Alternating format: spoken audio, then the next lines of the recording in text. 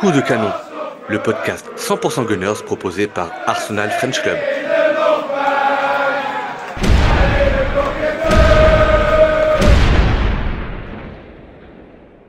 Et bienvenue à tous et bonjour. Bienvenue sur le podcast de Arsenal French Club et qui est Coup de Canon. Aujourd'hui, on va débriefer le match Arsenal contre les Bouchers de Chelsea. Et avec moi, j'ai Louis pour m'accompagner. Salut Louis. Salut Richard, salut à tous. Bon, on n'a pas la tâche facile pour débriefer ce match-là, mais on va le faire. On va le faire. Tout à On fait. commence avec la compo quand même. On va quand même dire notre compo. Bon, il n'y a pas grand-chose qui change. Raya dans les buts, Saliba Gabriel en charnière, Timber à droite, Lewis Kelly à gauche, Odegaard par terre, Rice, Martinelli à droite, Trossard à gauche et notre numéro 9 que tout le monde nous envie, Michael Merino. Qu'as-tu pensé, Louis, un peu de cette compo? Bah, globalement, plutôt content de revoir le retour de Martinelli à droite qui nous offre enfin un peu plus de solutions offensives. Après, forcément, pour le reste, c'est du classique, hein. Même Merino, avec des solutions offensives supplémentaires, continue son intérim en pointe. Ce qui me fait penser que c'est fort probable qu'on termine la saison avec Merino en pointe, malgré les quelques retours qu'on va avoir dans les semaines qui arrivent. Donc, non, on n'est pas de surprise globalement. Non, moi, je suis vraiment content de revoir Martinelli titulaire. C'était vraiment la petite touche sympathique du match. Donc, non, rien de particulier. Rien de particulier, pardon. Même si, bon, Merino en neuf, au bout d'un moment, va falloir se poser les bonnes questions parce que ça va être un peu plus compliqué. On va à le retour de Saka bientôt. Est-ce qu'on va pas mettre Trossard en neuf, Martinelli à gauche, Saka à droite? Enfin, on verra ce qu'Arteta nous a préparé. On va commencer directement avec ton moment passion, si tu en as un. Un coup de gueule, coup d'amour, coup de gueule, hein. Fais-toi plaisir. Ouais, bah, l'instant passion pour moi, alors j'en ai peut-être deux, on va dire un global qui est plutôt notre prestation défensive sur ce match, où on a été quand même très très bon, très très compact et à la hauteur de la meilleure défense de Première Ligue qu'on est, où on n'a pas laissé grand-chose à Chelsea, hormis une frayeur de Raya, mais sinon à part ça, il y a pas eu grand-chose pour Chelsea. Et sinon après j'ai quand même beaucoup aimé le match de Martinelli à droite. J'ai trouvé que c'était notre élément offensif le plus dangereux et ça renforce mon idée que Martini est bien meilleur à droite qu'à gauche. Je trouve qu'en termes de profil, jouer comme un ailier de débordement, ça convient plus à ses qualités on va dire de joueur ultra rapide et qui met beaucoup d'intensité dans son jeu. Donc voilà, et si peut-être qu'au final le backup de Saka, c'est peut-être Martinelli. Euh, donc voilà, c'est peut-être une piste pour la saison prochaine. Mais j'ai trouvé qu'il avait fait un très bon match et qu'il n'a pas manqué grand-chose pour être décisif. C'est vrai, c'est vrai. Moi, ça va être un coup de gueule. C'est trop ça. Sur ce match-là, parce qu'on gagne, on peut le dire, on a gagné le match, mais on n'aurait pas gagné le match, il nous aurait coûté des points. J'ai pas été fan du tout de son match. Donc ça va être un Ouais, peu ouais, mon ouais, coup de. alors, il a un peu plus envie, en vue, pardon, envie aussi, on peut le dire, que sur les semaines précédentes, où on l'a un peu plus vu dans le duel, etc. Mais c'est vrai que là, on a eu quelques opportunités, parce qu'autant sur les semaines précédentes, on avait du mal à se créer des opportunités, et à fortiori du coup de marquer, mais autant là, on a eu des opportunités, surtout trop ça, on a eu quelques-unes. Et bah, il a raté, notamment, il a raté quelques frappes où il faut dire les frappes dans cette situation, c'est quand même un geste technique. Et là-dessus, Trossard n'a pas été du tout bon au point de même pas cadrer des frappes où il a 10 mètres du but. Donc ça, c'est problématique. Mais moi, ce qui me dérange encore plus, c'est que on sait qu'il est pas bon et pour autant, il termine encore le match, quoi. Hmm. C'est ça qui est fou. C'est que logiquement, Trossard, il doit sortir à la 75e, à la 70e. Pour moi, c'est pas Martinelli qui aurait dû sortir, tu vois, ça aurait dû être Trossard, où Mhm. tu mets Martinelli à gauche et tu fais rentrer Nwaneri à droite. Perso, j'aurais plus fait ça parce que Martinelli apportait quand même beaucoup plus de rapidité et de duel dans son jeu. Donc, ouais, c'est sûr que Trossard, c'est encore compliqué et c'est encore plus compliqué de le voir terminer un match, quoi. Donc, du coup, on va commencer un peu parler, je pense, la première mi-temps. Moi, je vois bien deux zones de première mi-temps. On va dire les 20-25 premières minutes. Et après, les 20 dernières minutes de première mi-temps. Donc, ton ressenti, enfin, jusqu'au but à peu près, jusqu'au but de la première mi-temps, c'était quoi un peu ton ressenti sur l'équipe? Bah, globalement, je trouve qu'on démarre quand même plutôt bien le match. Je trouve qu'on a des bonnes idées, on met l'intensité qu'il faut. C'est ça qui nous avait manqué aussi sur les dernières semaines, notamment contre United ou même contre West Ham. Là, on a vraiment mis l'intensité qu'il fallait. On a retrouvé des circuits de passe. Comme j'ai dit, Martinelli à droite, il a fait beaucoup de bien aussi sur le début de match de Haute-Garde, notamment dans les combinaisons. Donc je trouve on a bien commencé le match avec la bonne intensité, mais avec les occasions qu'on a, au bout de 30 minutes, on peut facilement gagner 2-0, voire un peu plus. Donc il nous manque toujours ce dernier geste, on va dire, de tueur ou même, on va dire, un peu de chance, entre guillemets, quand on voit l'occasion je crois que c'est Martinelli, où il est à deux doigts de marquer, etc. Donc bon, pour moi, je trouve qu'on démarre plutôt bien le match et on démarre même mieux le match que sur les dernières semaines. Oui, moi je nous ai trouvé dans la première partie, enfin j'ai trouvé que notre milieu était beaucoup en place, on arrivait à se créer des belles occasions, mais malheureusement je trouvais que notre attaque on n'arrivait pas à mettre le ballon au fond. On a eu sur les 25 premières minutes, on a dû avoir vraiment trois occasions franches avec beaucoup de malchance de notre côté et du coup les frappes de Trossard, ce genre de choses. Martinelli quand il est seul je sais plus le nom du gardien de Chelsea, je l'ai pas en tête. Sanchez, Sanchez. ouais, voilà. Donc il est seul face à Sanchez, mais bon, il y a un peu un cafouillis, ça part dans tous les sens. Rice, il fait une reprise qui part loin. Moi, je nous ai trouvé bien. Les 25 premières minutes, je nous ai trouvé vraiment confiants. Je me suis dit, putain, les gars, ils sont réveillés. Ça y est, c'est un derby un peu de Londres. Ils vont vouloir se mettre en avant. Et j'ai trouvé que Martinelli nous faisait un bien fou sur les 25 premières minutes. La gouache qu'il a, les jambes, tu le sens que il est de retour et qu'il veut faire du bien. J'ai trouvé ça très intéressant Ouais, sur les 25. Cucurella, il a eu du mal pendant 30 minutes quand même sur Martinelli, où il a quand même Ouais. pris, il a pris pas mal le feu. Donc, ouais, franchement, c'est bien de revoir Martinelli à ce niveau-là, surtout après sa blessure. C'est intéressant pour la fin de saison, ça c'est clair. Ah bah oui, c'est clair. Puis même notre milieu, je trouvais que bah, Rice, de toute façon, il n'y a jamais trop grand-chose à dire dessus. Il est toujours clean, mais Odegaard, je l'ai trouvé bien. Je retrouvais un peu le Odegaard d'avant sur les 25 premières minutes. Il arrivait à Ouais, distribuer, à bien se positionner. Il était un peu plus intéressant que sur la fin du match. Mais début de match, en tout cas, je nous ai trouvé les 25 premières minutes, je les ai trouvé vraiment bien. Et là, comme quoi, ce n'est pas fini. On arrive encore à marquer sur coup de pied arrêté. Ça faisait je ne sais pas combien de matchs qu'on n'avait pas marqué sur coup de pied arrêté, mais ouais, ça faisait un moment, ouais. tout le monde nous attendait un peu là-dessus. Et puis là, pour une fois, nouvelle combinaison. On a vu un peu une combinaison qui sortait un peu de l'ordinaire avec les joueurs alignés au premier poteau. C'est Odegaard qui tire. Odegaard Ouais, ça regarde.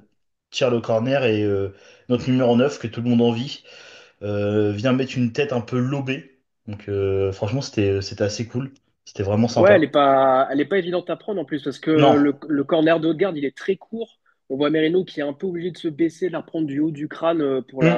pour la prolonger. Donc ouais, elle est pas évidente. Mais après, quand on a l'idée de mettre Merino en pointe, c'est justement de répondre à ces situations-là où on sait que Merino de la tête, il est extrêmement bon et il apporte de la présence dans la surface, comme sur l'occasion en deuxième mi-temps.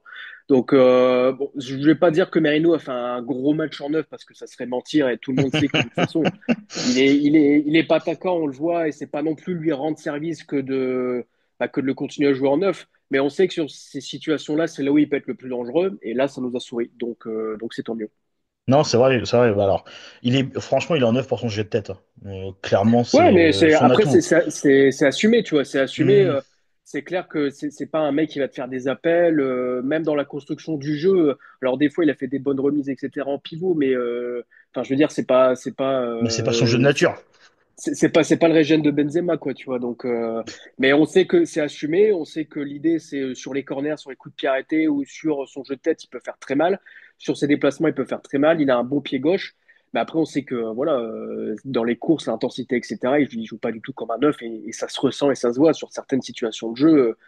Il est un peu perdu, mais c'est normal. Enfin, je veux dire, on peut pas le descendre parce que c'est pas son poste, tout simplement, quoi. Et Non, il fait comme il c'est peut. clair. Et il nous met un but en plus. Enfin, il nous a mis un doublé Ouais, c'est déjà, ça. mais Et là, il nous met. si à chaque match il peut être transparent et sur un corner mettre sa tête et que ça fasse but, bah, je signe les yeux fermés, quoi. Ah bah, je pense que tout le monde signe, hein. Au niveau de comment on galère en 9, je pense que tout le monde signe. Mais du coup, enfin moi, j'ai donné mon ressenti après ce but. Je nous ai trouvé ce que j'aime pas du tout, le Arsenal qui essaye de maîtriser son match. J'aime pas ça parce que on peut toujours se faire avoir. Et à partir, je crois, le but, il était à la 20e, si je dis pas de bêtises, 20e minute, Ouais, quelque chose. Ouais, c'est à 20e minute. Et à partir de ce moment-là, je trouve on a trop laissé Chelsea jouer. Je sais pas toi ce que t'en penses, mais ouais, c'est ça. Il y a eu, alors peut-être qu'on a démarré avec beaucoup d'intensité, donc il y a eu peut-être le Mhm. contre-coup physique. Il y a Chelsea aussi qui a pas mal monté le bloc. Il y a aussi le fait que Reece James rentre à l'intérieur, qui nous a pas mal causé des soucis sur notre pressing notamment, où du coup au milieu ils arrivaient à être en supériorité numérique et à rapidement trouver les ailes, notamment sur Cucurella, sur Neto, etc. Donc ouais, ils ont eu le contrôle du ballon pendant 15 ou 20 minutes. On a eu du mal à remettre le pied sur le ballon. Caicedo, Enzo, etc. Ils ont aussi élevé un peu l'intensité de jeu et ça a mis un peu notre milieu en difficulté, notamment Partey où il a été pris un peu sur quelques ballons par l'intensité qui a été mise et la verticalité du jeu de Chelsea. Donc ouais, on a fait un peu le dos rond à la fin de la première mi-temps.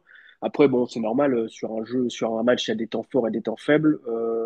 À part la frappe sur la petite erreur de Raya, je pense qu'ils n'ont pas eu en fait d'occasion de Chelsea. Donc bon, voilà, on là, c'est la savait frappe que sur la frappe de Cucurella. on savait que Chelsea était capable de produire ce genre de contenu. Donc bon, c'est pas étonnant qu'on ait pu ou qu'on ait dû un peu faire le dos rond sur la fin de la première mi-temps. Mais pour une fois, on n'a pas encaissé sur une des rares opportunités adverses. Et ça, c'est plutôt cool.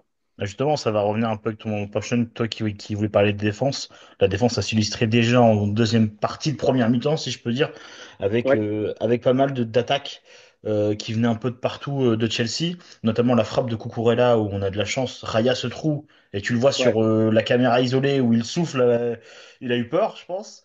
Mais c'est vrai que notre défense était en place. Même si j'ai préféré Gabriel à Saliba sur ce match-là, je trouve que Saliba. Oui, Saliba a manqué parfois. Alors, je sais pas, alors, j'aime pas le dire le mot, mais il a peut-être eu peur par moment où il a Mhm, ouais, semblé un bah, je pense peu, que un c'est peu, ça, hein. un peu court, où il voulait pas forcément. Il avait peut-être peur du dernier geste.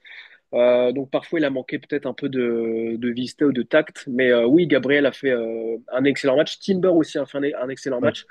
Je trouve que depuis le début de saison, Timber, il ne cesse de m'impressionner. Il manque que vraiment la qualité offensive pour être excellent, même si il sort de 2 matchs, buteur contre le PSV et passeur décisif contre Manchester United. Mais je trouve que c'est un de nos joueurs les plus réguliers, peut-être avec Rice depuis le début de saison. Et Raya, dédicace à Raoul sur ce coup-là. Mais je sais qu'il va regarder, déjà qu'il va écouter ce podcast, qu'il va regarder l'action de Cucurella sur Raya peut-être toute la nuit en replay pour dire ah ouais, ah, Raya quand même, si on avait Ramsdale, on n'aurait pas eu ça quand même. Hein, mais non, mais blague à part, ouais, Timber, je pense qu'en fin de saison, on lui rendra un peu plus hommage parce que je trouve qu'il le mérite. Ok, ouais, je suis assez d'accord avec ce que tu viens de dire déjà sur la défense. Je nous ai vraiment, vraiment bien en place. Et moi, Lewis Kelly, j'ai préféré plus sa deuxième mi-temps que sa première, pour plus le Ouais, côté offensif. ouais, c'est ça. Il y avait un peu plus d'espace en seconde mi-temps. Sur la première mi-temps, globalement aussi, ce qui m'a surpris, c'est l'âpreté physique, on va dire, des deux physiques, où il y a quand même eu des sacrés contacts, des sacrées semelles. Que ça soit côté, on va dire, Arsenal ou côté Chelsea, il y a des joueurs qui s'en sortent très bien. À un moment, Partey fait aussi une grosse semelle, je crois, sur Neto. Il y a Ouais. Fofana qui fait aussi une grosse semelle sur Rice. Rice. Ouais, donc il y a eu au niveau de l'engagement physique et je pense que c'est peut-être l'engagement physique qui nous a fait monter aussi l'intensité d'un cran. C'est ce qui nous manquait notamment sur West Ham, etc., où on Mhm. avait un peu l'impression de dormir parce que bon, on contrôlait le match, mais il y avait pas, on n'avait pas nécessairement besoin de d'hausser le niveau, de se fouler. On pensait que ça allait passer, finalement, c'est pas passé. Et là, le fait d'être un peu plus dans l'engagement physique que dans le contrôle, peut-être que ça nous a poussé à prendre un peu plus de risques. Et c'est ce qui a payé sur la première mi-temps, je pense. Ouais, moi, honnêtement, Fofana, je me suis demandé déjà comment il n'était pas sorti en première mi-temps. Vu Ouais, l'engagement ouais, qu'il ouais, mettait, un peu trop d'engagement, je pense, déjà sur Rice et sur je sais plus qui d'autre. Il a eu deux, trois occasions ouais. où il méritait clairement un jaune et au final, le jaune, il l'a eu, mais qu'à la fin de match.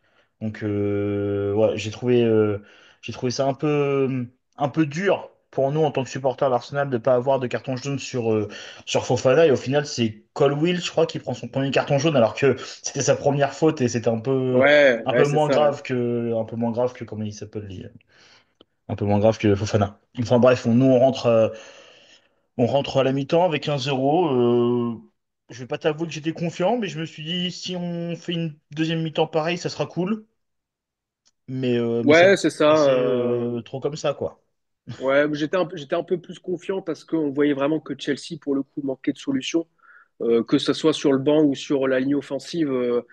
À part les 15-20 dernières minutes de la première mi-temps, sur le début de match, au niveau pressing, etc., la ligne offensive, elle n'y était pas du tout. Mm. Ce qui me faisait peur, c'est que ces dernières semaines, comme j'ai dit tout à l'heure, sur les rares opportunités adverses, on est capable d'encaisser un but, malgré le fait qu'on soit meilleure défense de Premier League, que je trouve est un peu paradoxal. Mais bon, pour le coup, on était bien en place, la bonne intensité. Donc ouais, c'était une première mi-temps qui était quand même plutôt intéressante. Et du coup, enfin, moi, on va commencer par parler un peu de la deuxième mi-temps. Moi, j'ai pas du tout aimé notre deuxième mi-temps. Je l'ai trouvé beaucoup trop fébrile et moins dangereux, je trouve, que sur la première mi-temps, même si Martinelli a eu des belles occasions, a fait des belles percées. Lewis Kelly a fait aussi de belles choses, notamment jusqu'au coup franc pour Rice qu'il arrivait à avoir. Mais, euh, mais je sais pas, je trouve qu'on laissait un peu trop d'espace à Neto. Moi, Neto, c'était vraiment celui que je trouvais un peu plus dangereux chez Chelsea. Et je trouve que la deuxième mi-temps était plus à l'avantage de Chelsea. Après, je sais pas toi ce que tu en penses. Ouais, alors à l'avantage, je ne sais pas.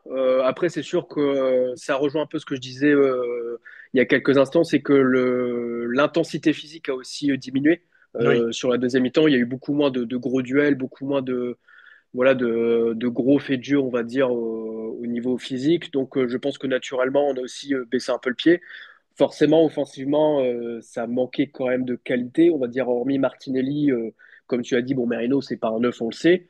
Mm. Trossard, il fait pas non plus un excellent match, donc ça manquait de joueurs capables de tuer le match et d'enfoncer le clou, même si on a eu une grosse occasion avec Merino qui manque un peu de chance et que là, faut rendre aussi hommage à Sanchez qui fait un excellent arrêt. Mais ouais, bon, sur la deuxième mi-temps, on n'a pas senti non plus Chelsea qui était capable de renverser la table. Bon, voilà, écoute, c'était pas encore un énorme match, une énorme deuxième mi-temps. Ce qui change, c'est que bah, on saura que les 3 points, comptablement, c'est quand même super important. Et c'est super important parce que là, on va du coup partir en trêve internationale. Logiquement, Saka va revenir après la trêve internationale. Donc, logiquement, les matchs offensifs où on ne produit rien, c'était le dernier match cet après-midi. Donc, ouais, bon, la deuxième mi-temps n'était pas terrible, mais on va dire que l'essentiel, comme on dit, c'est les 3 points. Oui, c'est ça. Après, moi, deuxième mi-temps, c'est là où j'ai mis vraiment mon point sur Trossard, parce que pour moi, il aurait pu tuer le match sur deux, trois occasions en deuxième mi-temps. Et je trouve que on aurait pu, par exemple, on nous connaît, on sait comment est Arsenal, on sait qu'on aurait pu se prendre un but à la con en fin de match. Et je trouve que Ouais, de ne pas tuer le match comme ça face à Chelsea, qui nous laisse des occasions, qui nous laisse de l'espace, et on a vu que face à une équipe qui nous laisse de l'espace, comme par exemple le PSV, alors le PSV, c'est pas Chelsea, hein, mais on s'est vu beaucoup plus à l'aise, surtout en deuxième mi-temps, quand tu vois que Merino, il fait une reprise de volée un peu, mais le gardien la sort tout juste sur sa ligne. Je me disais, c'est dommage parce que si on fait un match nul ou si on perd, bah, on va s'en vouloir parce que par exemple, Trossard, lui, il n'a pas dégainé, il a pas mis son but quand il le fallait, alors qu'il a eu les occasions. Et d'autant plus, comme tu l'as dit au début, ce joueur-là, il finit le match. Alors qu'un Martinelli, alors oui, il a beaucoup couru, on l'a vu, pas y boitiller, mais il a eu un choc avant de oui, sortir. je pense que c'est parce qu'il revient de blessure aussi Oui, et qui du coup, il a préféré qu'Arteta veut le tirer. le temporiser, Ouais, quoi. ouais. Mais tu dis quand même, enfin, c'est dommage parce que du coup, on n'a pas de solution à gauche, à part Trossard. Parce que bah, du coup, on n'a plus Havertz, on a plus personne, donc il est obligé de finir le match. Mais c'est pas normal que que ce genre de joueur continue à être sur le terrain, alors il nous a coûté ouais, au moins trois occasions en deuxième mi-temps. Mais voilà, Ouais, ouais, c'est c'était sûr, un c'est peu. sûr. Et puis, ouais, non, mais t'as raison. Et ce qui m'a un peu plus chagriné, on va dire, en seconde mi-temps, c'est que c'était, on va dire, du contrôle entre guillemets, mais c'est que techniquement, on a quand même fait, on a montré quand même quelques carences. À commencer, alors déjà, tu as dit par Trossard qui a quand même loupé, que ce soit des centres, des passes ou même des gestes techniques, des pertes de Hmm. balles. On a aussi Trossard, pas Trossard, pardon, Odegaard aussi, qui a quand même commis Alors pas mal deuxième d'erreurs en mi-temps, ouais. seconde mi-temps. Je trouve deuxième mi-temps, il était pas dans son match. D'ailleurs, il sort en fin de match, quand même un fait qui est assez rare pour le souligner. Il sort en Oui. fin de match alors que c'est le capitaine, c'est quand même assez rare.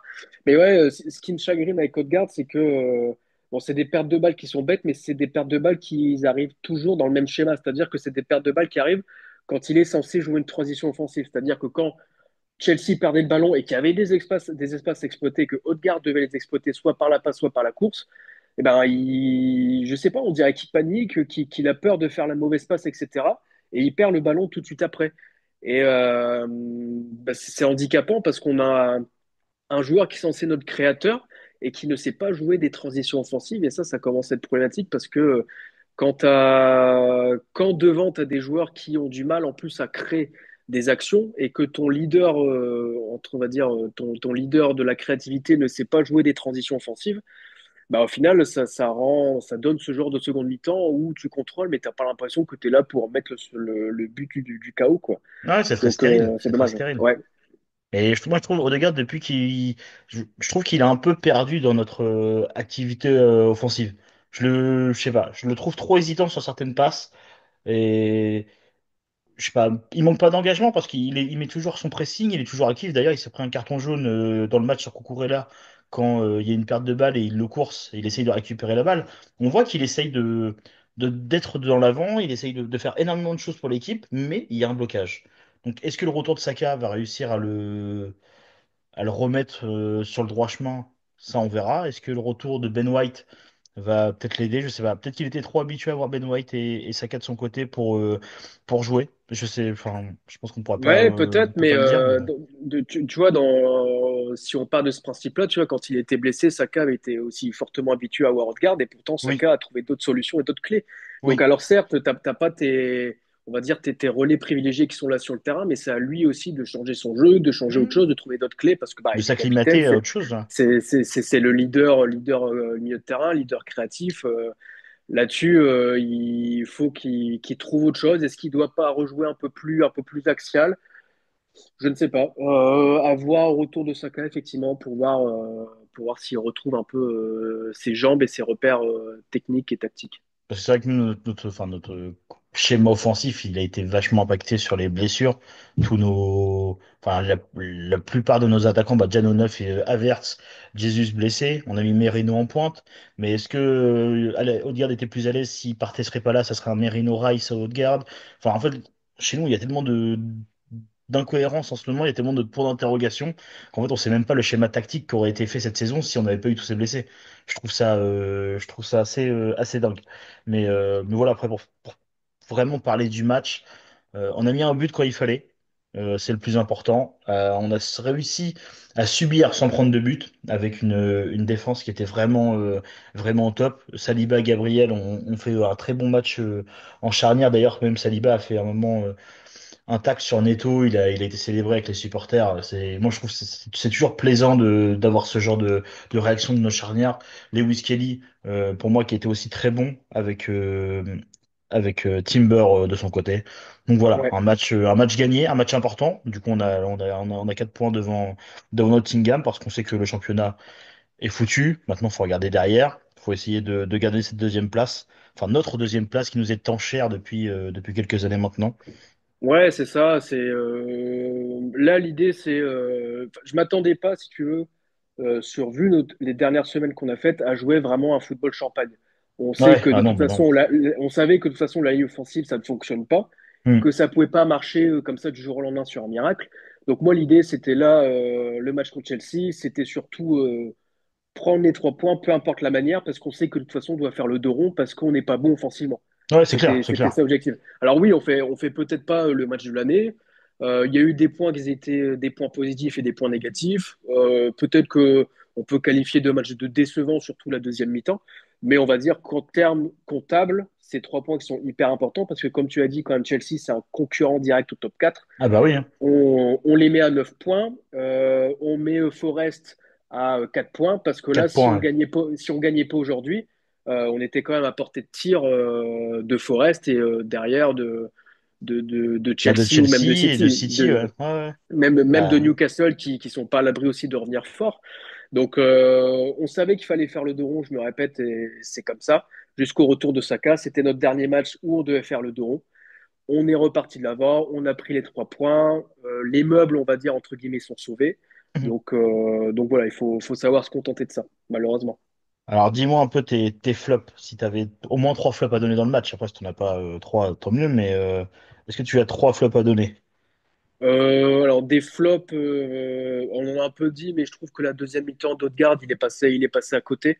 Oui, Je mets aussi bah, forcément Trossard, comme tu l'as dit, en flop, même si je trouve que sur la première mi-temps, il fait des choses plutôt intéressantes, mais sur le dernier geste, et techniquement, il est vraiment pas bon. Et après, sinon, je n'ai pas nécessairement d'autres flops. mais t'as pas de troisième? Non, alors moi, Non, ça va être. Je suis d'accord avec toi sur Trossard, ce que tu dis, c'est vrai en fait. Il arrive à bien faire les choses, mais il finit pas bien.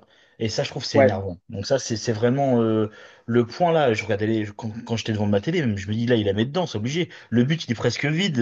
Enfin, il y a deux défenseurs, mais il peut la mettre.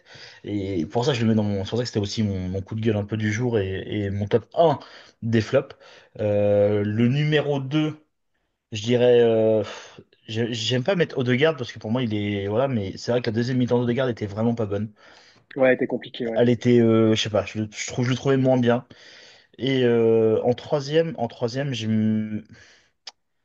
je mettrais le, non, non, je vais mettre l'ambiance à l'Emirates que Ouais, c'est vrai. C'est vrai, j'ai c'était pas pas faux. trouvé très folle pour un derby. Ouais, c'est sûr, mais c'est souvent ce que je pense de l'Emirates, c'est que s'il s'adapte vraiment au jeu qu'il y a en face de lui, en fait. Si tu as une équipe d'Arsenal qui va être tout feu, tout flamme, l'Emirates va être tout feu, tout flamme. Par contre, si tu as une équipe qui gère et qui n'a pas volonté forcément de tuer le match, bah, l'Emirates ne va pas forcément pousser et va se contenter aussi de gérer en tribune, entre guillemets. Donc, c'est un peu ce que je reproche à l'Emirates depuis le début de saison. Mais oui, c'est vrai que l'ambiance n'était pas dingue. Après, l'arbitrage aussi, qui était quand même parfois Alors il un était peu très limite, spécial, mais très ouais, un peu spécial, hein. spécial, mais bon, on commence à avoir l'habitude malheureusement. Et tes tops, bon, je pense que tu en as avoir du coup. Ouais, les tops. Moi, je veux dire le match de Rice qui est sur les dernières prestations des dernières semaines, il est sur la bonne pente. On va dire défensivement, j'ai trouvé que Gabriel a fait un bon match. Et après, les deux latéraux, Lewis Kelly et Timber aussi, ont répondu présent. Mais globalement, c'est le tout défensif qui a été un top pour moi. On a très, très, très bien défendu. Alors pour moi les tops. Je vais mettre Lewis Kelly. Non, pas Lewis Kelly, Timber. J'adore énormément Ben White. J'adore beaucoup ce que Ben White fait sur notre côté. C'est vraiment mon top 1 en arrière droit. Mais je vais mettre Timber parce que son engagement, ça fait plusieurs matchs où il est vraiment, vraiment, vraiment dans ses matchs. On le sent beaucoup plus concentré qu'il y a quelques matchs. On le sent vraiment. En tout cas, moi, je trouve qu'il est vraiment bon dans son rôle. Il nous apporte énormément offensivement et aussi défensivement. Donc, je trouve que c'est vraiment c'est pas un de ses top matchs, mais j'ai adoré son match. En numéro 2 je vais mettre Rice, parce que pour moi, Rice, je pense qu'il a fait partie de 90% de mes tops de l'année, parce que ce mec est incroyable. La chance qu'on a de l'avoir, c'est dingue. Et la chance qu'il se donne autant avec nous. Et pour l'instant, j'ai pas envie de porter la poisse, mais les blessures l'ont un peu épargné, malgré tous les coups et tout ce qu'il donne durant les matchs. Et en troisième, je vais mettre Gabriel parce que Gabriel a vraiment été. Et je trouve que Ouais.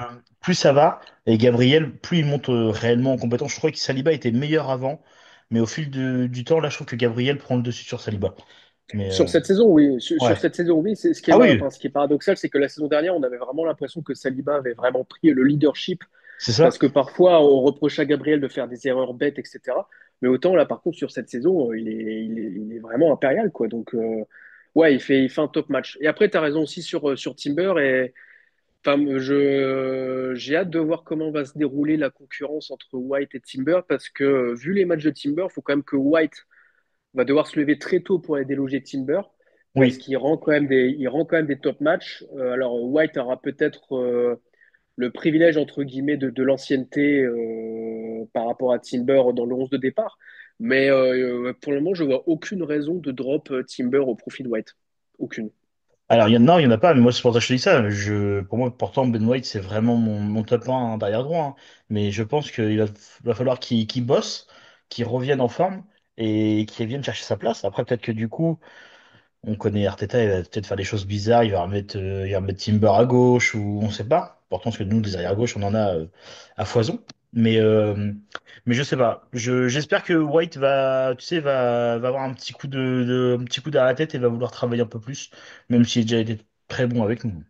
Là-dessus, Bon, je pense que son objectif, c'est récupérer sa place de oui. titulaire. Ça serait normal, et heureusement. Donc, c'est pour ça que j'ai hâte de voir comment cette concurrence va se dérouler. Du coup, on va parler un peu du prochain match qui est dans 2 semaines, si je dis pas de bêtises. Non, à peu Oui, près. Non, c'est le 1er avril, c'est ça? 1er 1er avril avril, c'est ça. prochain. Donc on tape Fulham chez nous. Le retour de SR à la maison. D'ailleurs, je crois que Fulham a gagné 2-0 contre Tottenham tout à l'heure. C'est bien ça. Donc un concurrent aussi un peu direct au top 4, Fulham. Ouais, concurrents, voilà, ils sont quand même un peu plus loin, mais en tout cas, match piège par excellence. Ça, c'est clair et net. Bah, du coup, je crois qu'ils sont revenus au. Je vais juste regarder le classement en même temps. Mais si je dis pas de bêtises, ouais, ils sont revenus. Ouais, ils ont 45 points, hein. Ils sont juste derrière Brighton. 45 points, ils reviennent, on va dire, à ouais, 4 points de Chelsea qui est quatrième. Bon, ils sont quand Donc même à 13 points, ils sont quand même à 13 points de de nous, nous, quoi. oui. Ouais, ouais. Ils peuvent taper Chelsea. Ils peuvent revenir au niveau de Chelsea, quoi. Mais c'est Mais clair et net qu'ils vont batailler jusqu'à la fin pour la cinquième place qui peut être qualificative pour la Ligue des Champions en première ligue. ouais, oui, oui, oui. Bah oui, parce que Arsenal va gagner la Ligue des Champions. Du coup, c'est sûr qu'ils peuvent. Ouais, exactement. Ils peuvent essayer de monter jusque-là, ça c'est sûr. Mais donc nous, oui, parce que là on a la trêve. On a Saka qui revient du coup pour le prochain match normalement, Oui, s'il y a normalement. pas de blessure. Normalement, alors les déclats d'Arteta à son sujet sont quand même plutôt optimistes, où il a dit là, cette semaine qu'il était quand même très très proche. Là, les 15 jours de trêve internationale, effectivement, je pense que ça va être bénéfique pour tout le monde pour souffler un peu, notamment ceux qui sont pas internationaux, et pour pardon, le retour de Saka. Donc oui, je pense qu'il sera de retour pour Fulham. Oui, parce que du coup on a quand même pas mal de gens qui partent avec les nations. Parce que maintenant on a quand même du monde qui part. On a Saliba, on a Lewis Kelly qui a été appelé d'ailleurs. Lewis Kelly qui a été Oui, appelé avec l'Angleterre. Rice a été appelé avec l'Angleterre. Si je dis pas de bêtises, c'est les oui, deux oui, seuls. tout à fait. Après avoir les autres, j'ai pas les autres en tête. Je sais pas si Calafiori a été appelé avec l'Italie, ou, l'Espagne et tout. Je sais pas pour Raya. Bon, de toute façon Raya, j'ai envie de te dire, il peut y aller, c'est pas dérangeant. Sur le coup, il va pas. Je pense pas qu'il joue des masses. Enfin bref, on Mais a oui, Fulham. effectivement, le match de Fulham va être un match piège. On sait qu'au match aller, ils nous ont causé pas mal de soucis, pas mal de problèmes. Oui. Le retour de Saka va être intéressant, notamment de voir bah, la compo de départ. Est-ce que Arteta va prendre le risque de le relancer direct ou est-ce qu'il va refaire confiance au trio Merino, Trossard, Martinelli qui a quand même moyennement, voire très très moyennement pour être poli, fonctionné ces dernières semaines. Mais dans tous les cas, aujourd'hui, voilà, c'était logiquement notre dernier match où offensivement on avait vraiment très peu de solutions. Et on va dire que dans 15 jours, on peut redémarrer un cycle où on aura à peu près quand même pas mal de solutions offensives et donc on sera en capacité de jouer à bien meilleur football, Pour toi, normalement. Saka n'est pas titulaire contre Fulham? Bah, il sort quand même d'une grosse blessure. Est-ce qu'il va prendre le risque de relancer directement? Honnêtement, faut voir où il sera dans 15 jours, mais vu les déclarations d'Arteta, c'est possible qu'il soit directement titulaire. Après, il va falloir aussi qu'il reprenne le rythme, etc. On l'a vu, White contre le PSV, ça a été aussi un peu compliqué parce que bah, il revenait aussi d'une grosse blessure, Oui, oui, niveau oui. physique, etc. Ça a été un peu compliqué. Donc, faut voir où il en est dans son processus de réhabilitation et tout. Mais bon, en tout cas, s'il a la possibilité de jouer titulaire et qu'il est prêt, je pense qu'Arteta ne se posera pas vraiment de questions et le mettra directement titulaire. Oui, c'est vrai que moi, honnêtement, je te le dis, je pensais. Pour moi, le match de Fulham, c'est le retour. En plus, à l'Emirates, pour moi, c'est le retour de Saka dans le 11 type. Je me suis dit à tous les coups, enfin, dans ma tête, Saka de retour dans le 11 type pour Fulham, avec une attaque Saka, Martinelli, Trossard, soit Trossard en neuf, soit Martinelli en neuf. Je sais pas encore comment il va faire, mais je me suis dit, le retour de Saka va sonner enfin, va sonner. Non, on va mettre Merino sur le banc ou au milieu, quoi.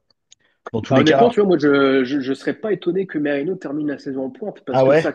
Saka sera de retour, mais Et ça il va règle pas pouvoir notre faire des question centres. de l'attaquant de pointe. Ça règle pas notre question attaquant de pointe parce que de toute façon, on va terminer la saison sans vrai numéro 9.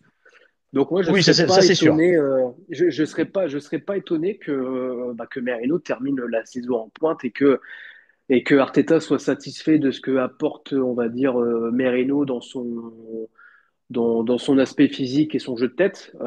Trossard, on l'a déjà essayé en neuf, ça n'a pas vraiment fonctionné. Et là où Trossard est le meilleur, c'est vraiment en sortie de banc. Donc Oui, ouais, je suis personne. Hein. est-ce qu'il va répondre à cette logique en mettant, on va dire plutôt Martinelli à gauche, Saka à droite, Merino en pointe? Après, on sait également qu'il a dit en interview que Nwaneri était capable de jouer dans l'axe. Donc pourquoi pas tenter un Martinelli à gauche, Saka à droite, Nwaneri dans l'axe. Oui, oui. On sait aussi que Martinelli a parfois joué dans l'axe, même si là Oui, ça fait quelques saisons qu'il n'a pas joué dans l'axe.